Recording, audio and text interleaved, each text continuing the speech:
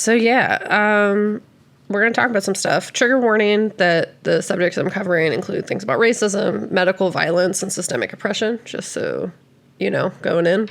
And I did some reading, and I'll be real that, like, I was pretty surprised, as Gabe was saying, like, the coverage of this film. I felt like this film was saying a lot, things that, like, seemed really obvious to me, and, like, to Gabe, too. Like, we're just, like, we have our media analysis glasses on, and I feel like that lens that people reviewed the film with was different than mine, and I just, like, didn't feel seen in that. So they were mostly like, wow, cool, lady eats bad guys, cool metaphor for eat the rich, like, nice, taking revenge. And I was like, it does do that, like, that, I'll give it that, it does do that, you're not, like, wrong. But I feel like there was, like, a missed opportunity, essentially, to, yeah, exactly. But yeah, there's, like, a missed opportunity to talk about things that, like, one, like, might make people uncomfortable, and that opportunity was missed.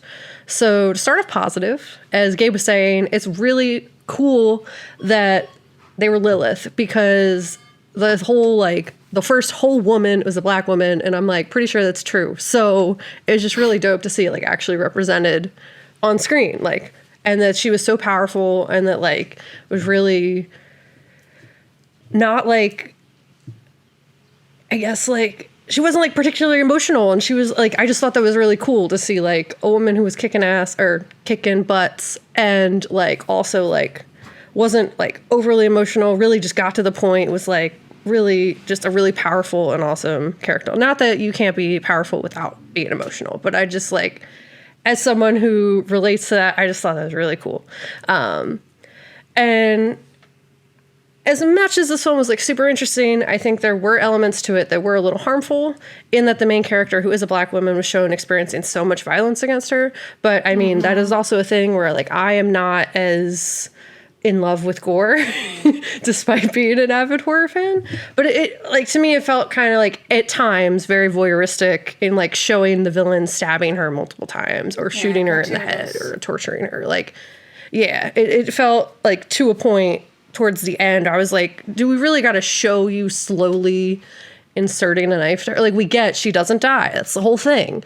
Do we got to watch you do it? And so that bothered me a little bit. But the first thing that really stood out to me about this film is that it seemed like it was saying something, and I may have gotten something different than other people got, either intentionally or unintentionally, about how the medical industry treats black women. That in broad daylight, in spaces that are supposed to be safe and healing, black women are treated as if they experience less pain than white women. And the fact that the character in this film is, like, kind of, like, reinforcing that, in that, like, it doesn't say that she doesn't experience pain, but that she can't die. And that the guy's kind of, when he's torturing her, insinuating that, like, she doesn't experience pain with that as much. And it, like, really was like, ooh, okay. So, like, these things don't happen in the basements with dudes trying to create torture porn on the dark web so much as they do in doctors' offices and medical institutions that reinforce white supremacist teachings in medicine. Is that what the director intended? I don't know. Because I couldn't find anything even kind of, like, suggesting that that was what was intended. But that's how I interpreted it. And I'm not sure if it was a call out of that, or the film was just reinforcing, like, this blatantly racist assumption that, like, black women feel less pain. But either way, it's a problem. And in my facts section, I'm going to be talking about that. So, as I said in the beginning of trigger warning, we're going to be talking about racism and systemic oppression, which can be, like, really hard for people to hear. So, the history of medical racism is long. We've covered some of the horrors of it in our episodes on population control. I don't remember what the episode was called, but also in the one about vaccine creation and, like, the complicated history, essentially, with, like, America being, like, racist. And in our recent episode through the Philadelphia Latinx, how do I say it? Philadelphia Latin America Film Festival? Latino Film Festival. Philadelphia Latino Film Festival, featuring a film about forced sterilization in California prison system. There's no way I'll be able to cover, like, the vast and complex ways racism is integrated into our medical system and history in the time we have available here. So I strongly encourage others to, like, do research. And there is, like, an extensive and horrific violence that has been done in the medical community against black and brown bodies in America And while we'll be covering this on like a surface level, there are sources in our show notes that provide further context that I'm not like quoting in this overview. And it can be really overwhelming to learn about this stuff. It's horrifying, and to understand the true depth of how messed up society is. So just like as a heads up, that is a factor that's going in. To give a brief overview of what structural racism is in terms of medical racism, I'll reference one of my sources according to an article in Medical News Today written by Kimberly Drake and Anna Sen-Dewey titled Structural Racism in Medicine, an in-depth look at ways to promote meaningful change. Structural racism goes beyond individual prejudice and results in pervasive, misaligned thought processes that places one racial or ethnic group above another. Specifically, this is one driven by white supremacist beliefs, underlying white privilege, and failure to understand that all human beings share 99.9% of their DNA.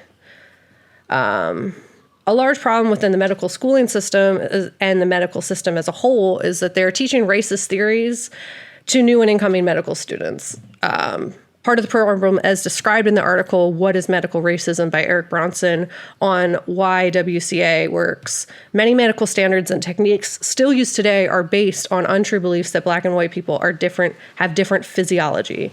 In fact, the machine, apparently, which this is so gross, that is used to measure lung capacity has been programmed to have race correction programming to assume that black people have 20% less lung capacity than white people, an untrue theory that was invented by a pro-slavery doctor in 1857. Gross. Yeah, right? Okay. So not only are there these false theories being taught to students that are being programmed into the technology used by medical professionals, I remember a while back, specifically like a sound on TikTok that repeated that doctors are to black women what police officers are to black men. And I think that information within these sources really backs, like it's true and it's messed up. In fact, according to a study published by the Proceedings of the National Academies of Science, highlighted in an article, How We Fail Black Patients' Pain, written by Janice Sabin on AAMC, half of white medical trainees believe such myths as black people have thicker skin or less sensitive nerve endings than white people. And it's really important to be aware of the many complex ways that racism hurts people on a systemic level, like in order to stop perpetuating these things. It extends further than just getting like these blatantly racist teachings out of medical school curriculum, and will involve removing the people in power that have like signed off on these teachings for years. It's kind of like that whole cut off the head and the rest of like, it'll be fixed. It's like, no, the head is supported by the neck and the shoulders, and the people in those positions are equally hurting people. Yeah. And referring back to the Medical News Today article, many allies will have to lose their positions of power in order for this change to really take place.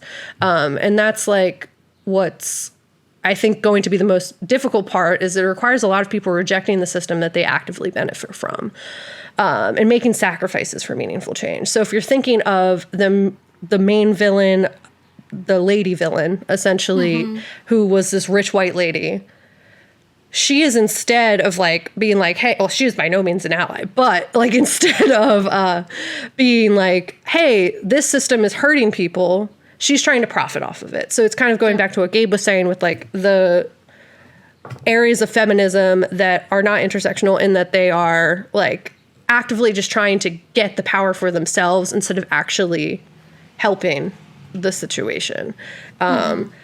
So like there are people who are going to need to be removed from power, and there's people who have good intentions who just have inherent biases that will have to step down from power in order to also just enact this change. And like in addition to that, there will need to be attention paid to the way academia has been utilized as a tool to reinforce white supremacist teachings as if they're facts in this country, despite no real scientific evidence supporting the information. There needs to be massive unlearning of things that have been taught to us, and acknowledgement that science has been manipulated in a way to reinforce and justify slavery in this country, and that means of creating widespread underlying bias that suggests like white people are superior, which is just not true. And we have to acknowledge that this will greatly impact the ways the system in our societies operate, even if like intentionally or unintentionally, that they are hurting people and have been hurting people for hundreds of years. And ultimately, there's a lot of unlearning that needs to be done, and that for that to actually change, that we'll need to do just way more than just acknowledge it. Like there will need to be like actual action taken. And I think like we see the considerable, like, it's considered unethical the way that our main character murdered these people. But at the same time, I'm not suggesting we need to start murdering people to change the world. Because that would be, I guess, problematic.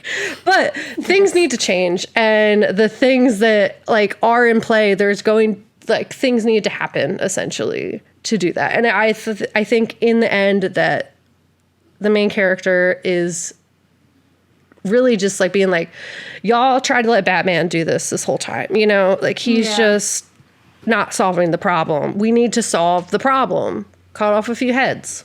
Eat their fingers. It needs to happen in order for things to change. And I think, like, the fact that this character is Lilith, and the fact that, like, that the way Lilith has been dragged historically by, like, teachings of just, like, ridiculousness,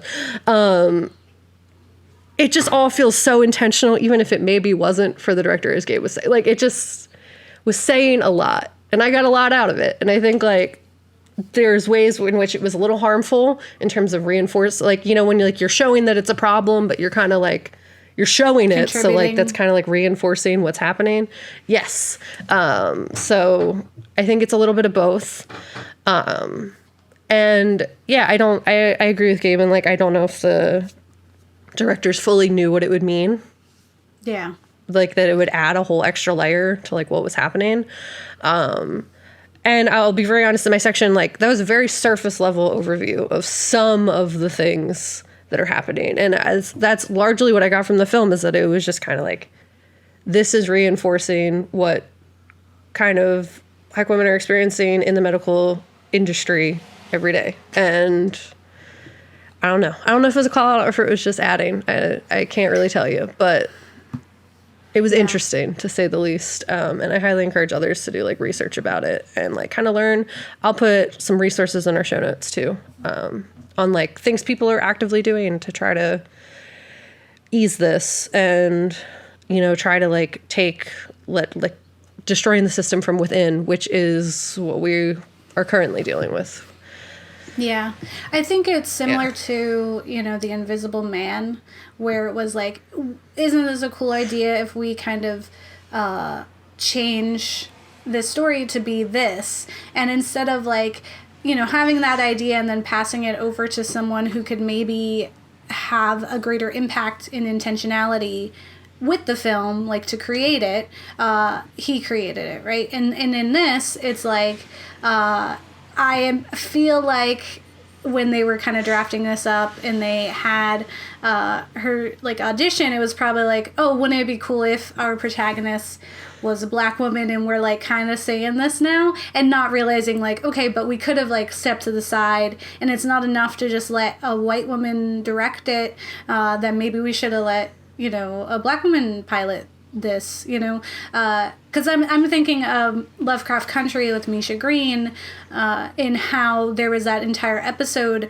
about medical crimes against Black people in America, and how impactful that was, in just the fact that, like, she did her research, and those ghosts represented real cases. Yeah. And so it's like, imagine if we had someone, you know, in the director's seat who could be intentional in having direct knowledge and knowing the power that they held in having a protagonist this way. But, you know, I think even still, even if it wasn't their, like, mission when they set out, they still did it. And so for that, I'm thankful for it. And I hope it inspires others to be like, clearly, it's cool to have, like, women, you know, kicking butt, and not apologizing for it. And to have Black women, as, you know, our final girls too, of which we have many, and we just need more, you know. Yeah. And not even just final girls, because it's not like, you know, I'm so happy it wasn't like a rape revenge situation.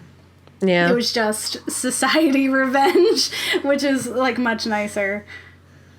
Yeah. I mean, if you've been here this whole time, actively seeing everything that's been going down, like, one, you were reasonably, like, not trying to get close to people. That is a reasonable you've watched like people you love die because you've been alive forever. Like, it makes sense that she's like hesitant to be like, Susie was her name, right?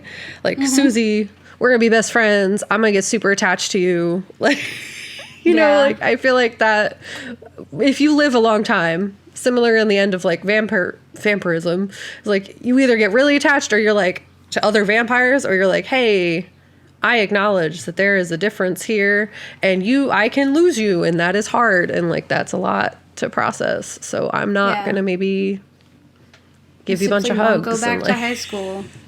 Yeah. Oh my God. Right. Well, it also makes me think of when we talked to Sade of Afro Horror Pod, and she mentioned how drastically different I Know What You Did Last Summer would be if the protagonist were black. Because just that premise of, like, we hit someone by accident, like, we're not covering, like, there's so much more to be said about, like, the police.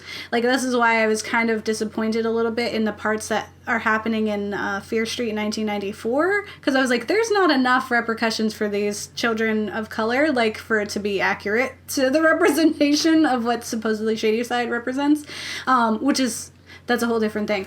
But just, like, thinking of, like, again, this kind of shows that, like, if this is Lilith, who's been here since the dawn of time, like, the dawn of people, that she has been around and she's seen a lot that has to do with people who look like her, a lot of atrocities in that way. So it's kind of interesting that we don't even get any of that, like, because no one thinks to do that because they don't understand how different your perception of the world would be if you were a black woman who existed for this entire time, you know? Because it's just like, oh, it'd be cool if we have this protagonist who's a black woman, instead of being like, but who is this? Like, but who is she? If this, then what? You know, like, we didn't go that far. We didn't go farther enough to think about, like, who she would actually be, and the impact of, like, a history that is wrought with oppression and active harm against people who look like her. Like, we just, like... but suffice to say, it's still a fun time. It is funny. It was unexpectedly funny. Because I don't want to, like, you know, hate on it, because I don't. Oh, yeah, no, it was a good film. Yeah. Yeah. We enjoy stuff. Like, we like movies. We have fun. I think it's more of just, like, imagine how much cooler it would be, you know, if we could say a little bit more, if we could be a little more informed. But that's not to say it wasn't cool just existing. And I think we're going to find that, like, this is the number 2 of our, you know, Good Ghouls Gone Bad, and I think we're going to find some very interesting perspectives in storytelling around women in horror that'll be very interesting to me. I agree. I think it'll be a good time. Yeah. Well, this is a rather short episode this round. So I hope you're enjoying that. I hope that's good for you. The other one was too long. This one's just right. It's too short. A little short, that's fine.